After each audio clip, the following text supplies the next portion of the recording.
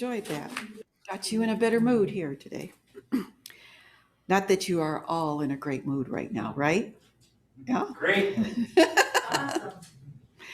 Um, Today, we have a wonderful speaker, Reverend Judy Byrua. I met Reverend Judy many years ago. She has been involved in many spiritual churches, doing readings, sermons, all kinds of things. She has such wonderful stories to tell about amazing things that happened to her and other people. Always a new story, and it's truly great to listen to. Reverend Judy became a United Metaphysical Church's ordained minister in October of 2017. She's on the board of directors at UMC since 2018. She's also on the education committee. She teaches in the seminar. You teach at classes, right? Yeah. So I give you Reverend Judy Byrua.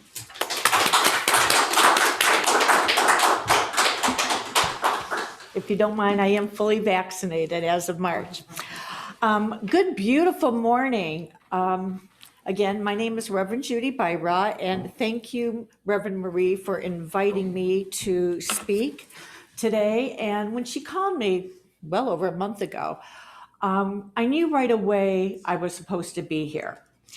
And I knew that because I first got started in my path to spiritualism, metaphysics, this was one of the churches well over 10, 15 years ago. And I first came into this church when Reverend Barbara Yarnell was teaching a drumming circle. And I had a drum, I'd never been here before, and I came to her drumming circle, and Reverend Barbara Yarnell and I became very good friends. She was a co-pastor of this church at the time, and she was a spiritualist reverend, ordained in Camp Chesterfield. But the interesting thing about Reverend Barbara that I learned during my friendship with her, and also I learned a lot after she passed away in June of 2019, is that she was a Detroit police officer on the Detroit Police Force and retired as a lieutenant after 29 and a half years. And the reason she retired was she had read a quote by Pierre Teilhard de Chardin that stated, "We are spiritual beings having a human experience." Again, we are spiritual beings having a human experience. She said when she read that quote, it changed her life. She retired, signed up to be a spiritualist reverend at Camp Chesterfield, and 1 year later, in 2008, she became one of the co-pastors of this church. She and I became very good friends, and I learned a lot through Reverend Barbara. So I wanted to just take a moment to talk about her because I knew I wanted to talk about this subject because it was so dear to her heart and changed her life. So I knew right away that's what I would talk about. This robe that I am wearing, along with the beautiful sunflower stole, was Reverend Barbara Yarnell's. And after she had passed away almost 2 years ago, her sister called me and asked if I would be interested in having her white robe that she was ordained in. And I said, absolutely. I was ordained in a black robe, and I didn't have a white robe. And then, unbeknownst to me, when her sister sent me her white robe, she also sent me this beautiful sunflower stole, which sunflowers represent spiritualism as the sunflower faces towards the sun. And she had asked her sister Carol, who lived in Arizona, if she would make her a sunflower stole for her ordination. So I am actually wearing her robe and her sunflower stole. And the first time I wore this was back in November of 2019, when I was asked to give Reverend Barbara's eulogy here. So again, I'm privileged to be here. And when I started doing a little research on we are spiritual beings having a human experience, there's just so much material I could cover on this. And if I had to say one thing, each and every one of us here, being spiritualists, know that we, I think, are more than our five senses. We are much more than those five senses. And we experience this through mediumship. I believe that every single person in this room has mediumship abilities. I believe every single person in this room have healing abilities. It's just a matter whether you're taking the time to listen and follow that path. I want to share a little story about, again, this has to do with Reverend Barbara Yarnell. And through my last 10, 15 years, I've had countless readings with different mediums, and they have changed my life. And actually, one of the reasons led me to becoming a ordained minister in the United Metaphysical Churches. But I was diagnosed with breast cancer in 2000, last year. Seems like ages ago. In June of last year, and I had surgery in September, on September 9th of 2020. And 5 days before my surgery, I decided to have a reading. And in that reading, Reverend Barbara Yarnell came through. And she came through with a shaman. And the person who was giving me the reading asked if Reverend Barbara Yarnell was a shaman. And I said, I really don't know. She had countless degrees and was also working on her doctorate at the time. And I said, but she might be. I really don't know. But what the medium did not know is I was given 25 books of Reverend Barbara Yarnell's after she passed away. And 23 of those books were on shamanism. So she went on to say that Reverend Barbara Yarnell was there with this shaman and they were sending healing to me and that I would be fine.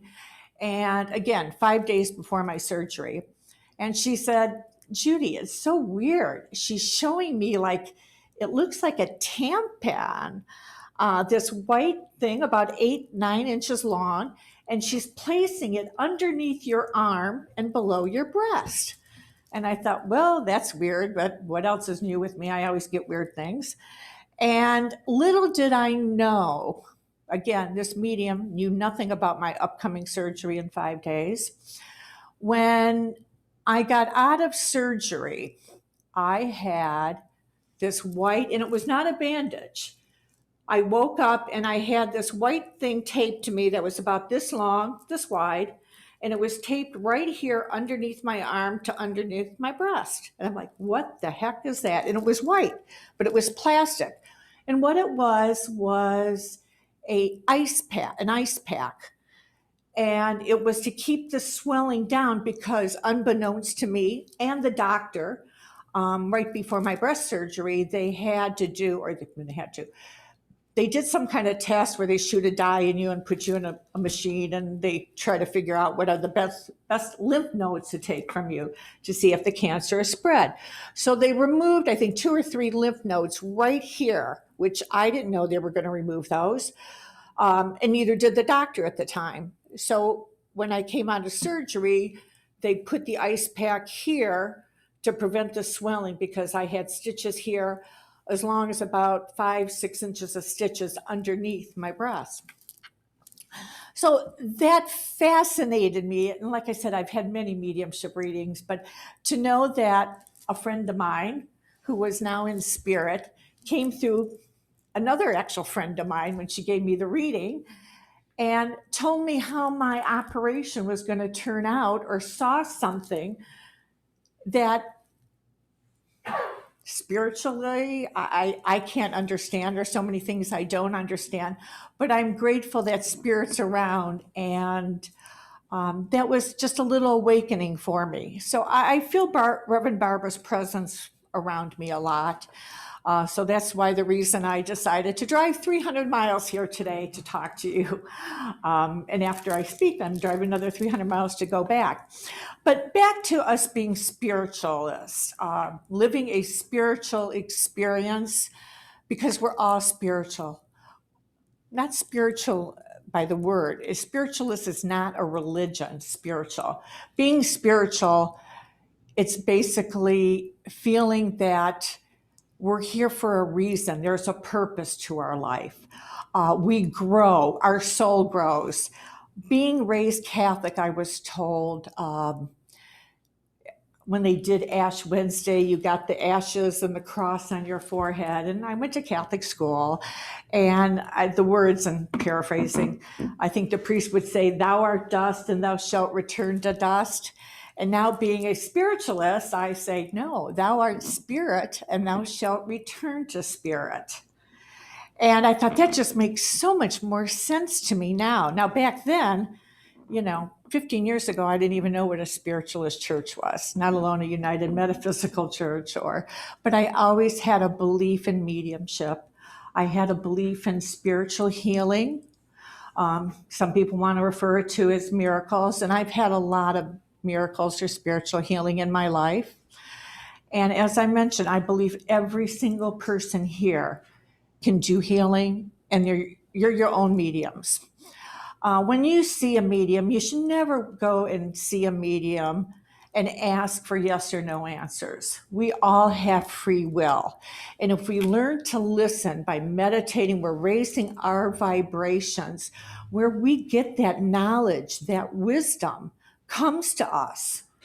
Whether it's our own mediumship, our own gut feeling, our own clairsentience, our own clairvoyance, clairaudience, or whatever you want to call the clair, or the sense of knowing.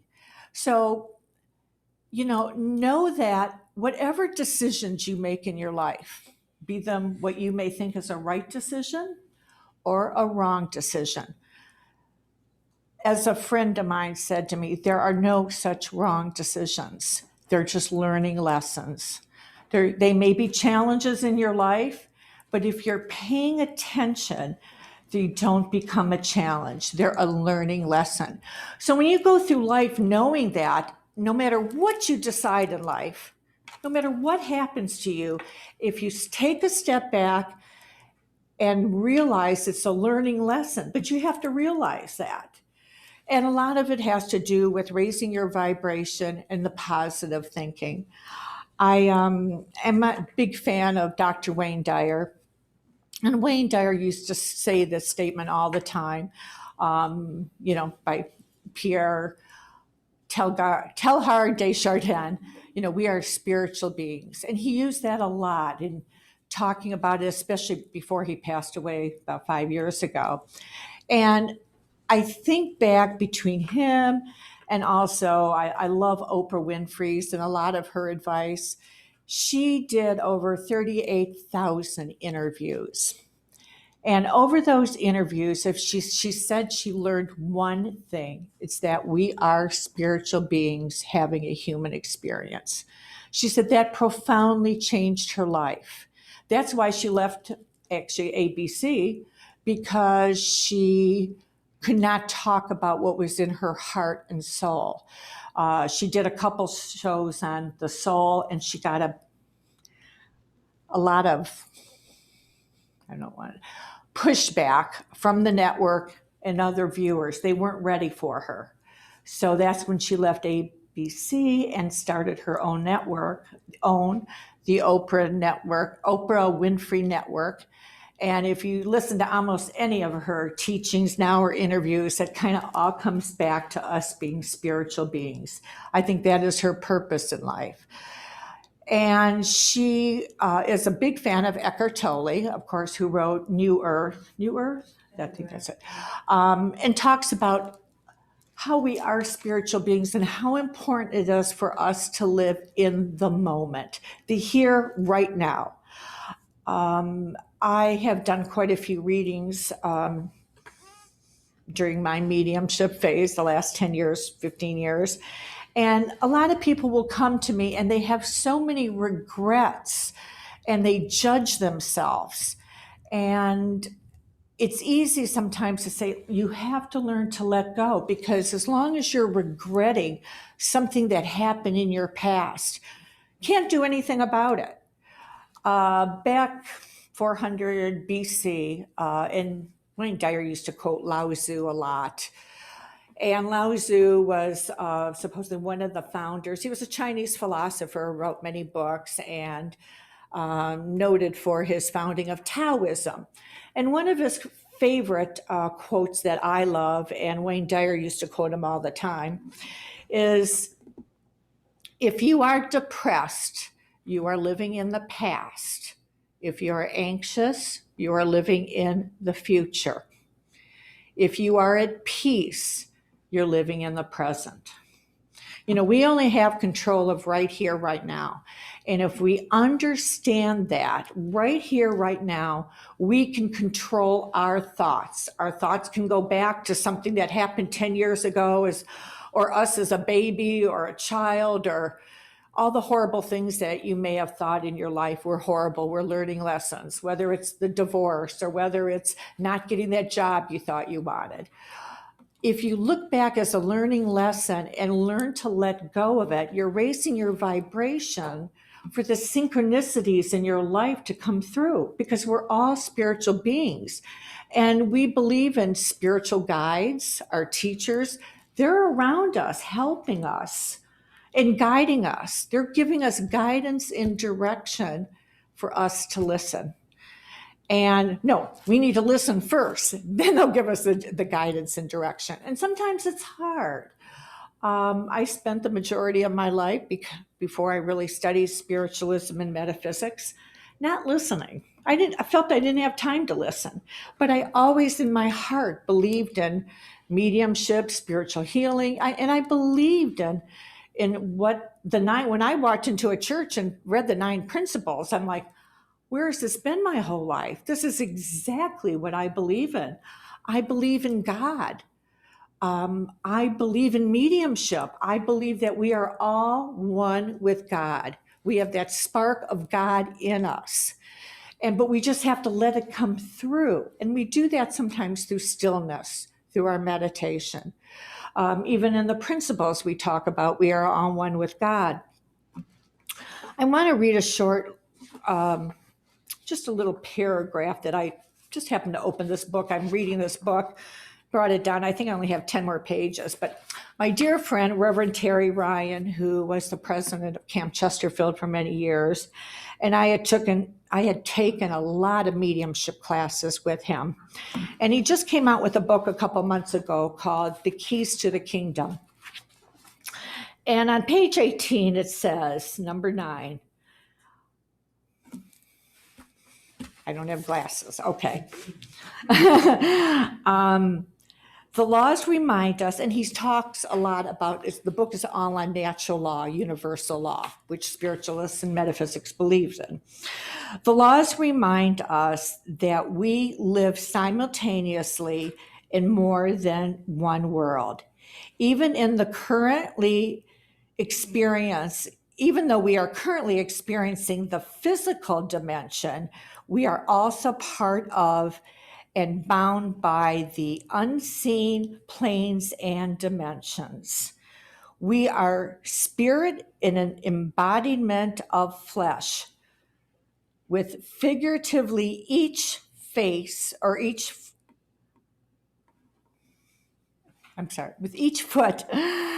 planted in the different worlds, the physical and the spiritual. So at one time, he's basically saying here, we are spiritual and physical, human. We are, a friend of mine, when I was doing a eulogy last week, I was talking about, our bodies are tents. They were not meant to be our physical permanent homes. Our physical permanent homes, or our spiritual permanent homes, are our soul, our spirit, that we all hear. We wouldn't be in this church today if we didn't believe that we live on, our spirit lives on. That's proven to us through mediumship and through so many other ways spirit communicates with us, not just through mediumship. So I think, this is a subject that is just so beautiful. And as Oprah Winfrey said, it changed her life when she realized that we are spiritual beings having a human experience. And she talked about it being one of the most profound things that happened in her life. And her goal now is to share that with other people. So I want to end with Reverend Barbara Yarnell when she wrote her her own eulogy almost, even though I was asked to give her eulogy. I found in her, or her sister found, 2 years ago, she had written, 2 years before she passed away, she wrote a story of her life called My Life. And it was a compilation of her thoughts. And that is where she made the comment about when she read, "We are spiritual beings having a human experience," that changed her life. But she ended with, and I didn't know this until just the other day, she ended with the beautiful quote, "I am master of my fate. I am captain of my soul." And I wasn't sure where that came from, and I loved it. And it came from Invictus. Oh, I'm sorry. Oprah mentioned that. Oh, does she too? Yeah, that's one of her favorites. Oh, see, so it's all along the same lines. And I happened to open up a book or something, and I opened it up. There's a poem. It's from Invictus, which was written in the 1800s by the gentleman's name. The poet was William Ernest Henley, and he wrote, that was the last words of the poem Invictus. So again, I thought that was a beautiful ending. I am master of my fate. I am captain of my soul. And it all has to do with our thoughts. If you say you are captain of your soul, you are. You're captain of your ship. You're captain of your soul, your spirit. And I have a niece who's writing a book on perspective poetry. It should be out in a couple months. And one of the things we were talking about in that book is she wrote a poem called The Gallery. And it's in her poems. Poems are about a page and a half long. And she has an illustration in every poem she wrote. There's about 30 poems in the book. And in the poem, The Gallery, it has a lady sitting on a bench staring at a blank portrait. There's nothing on it. And on each side of this blank portrait are beautiful pictures, mostly of nature scenes. And she calls it the gallery. And basically is what it is, and I'm a firm believer in this, we paint our own gallery, our own portrait. We're here, it is up to us, not someone else, but up to us on what we put in our gallery. With the I am, if you go around believing that I am an artist and I am responsible for my creation, it changes your life. We have, according to a Stanford study, over 80,000 thoughts a day. Most of them are negative. Most of them are repetitive. And if we change our thinking to raise our vibration to joyous thoughts, to I am healthy, I am prosperous, I am at peace, then that changes your vibration where you start bringing that into you, into your soul, into your spirit, and you share it with everyone else. So take control of your thoughts because they are critical to your spiritual being. And the more we learn to do that, and the more we realize we are responsible for our own happiness or unhappiness, as stated in the principles, we realize that when we can control our thoughts to have it go to something positive, joy, happiness, pleasure, whatever it is you want to feel that in your heart, because your heart and mind are connected along with your spirit. So, you can throw away the five other senses and know that you are so, so much more. So in closing, I wish you all an open mind, fill it with joy, take 10, 20 minutes a day to sit in silence because that, again, raises your vibration.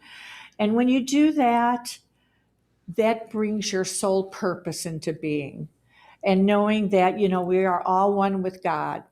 And, God is in us, and wherever we are, God is. So many blessings to each and every one of you, and namaste, and have a beautiful day. Thank you.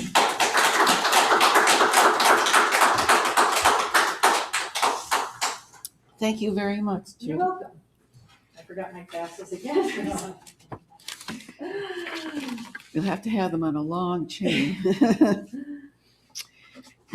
I have a poem to read.